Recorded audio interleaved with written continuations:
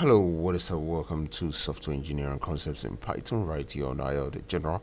In this video, we are looking at Flask versus Django Python web framework selections. So Python developers actually select between Flask and Django based on specific project requirements.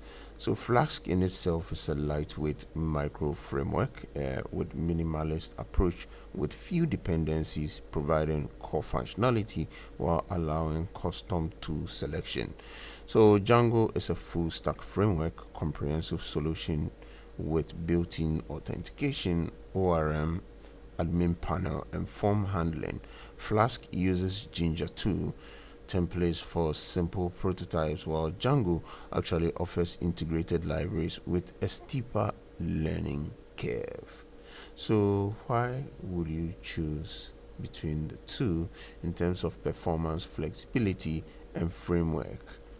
So you actually choose Flask when building microservices or simple APIs, needing flexible architecture, developing small to medium apps, and then learning web development fundamentals. Also, when you choose Flask when you are creating rapid prototypes, and also when performance is critical.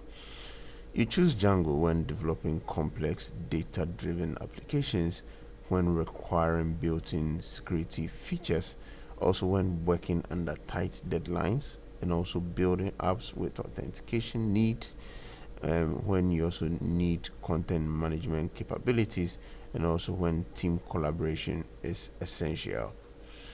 Thank you for watching this video. This is IO the General. If you have any question on this, do well to post it in the comment section and we will assist you.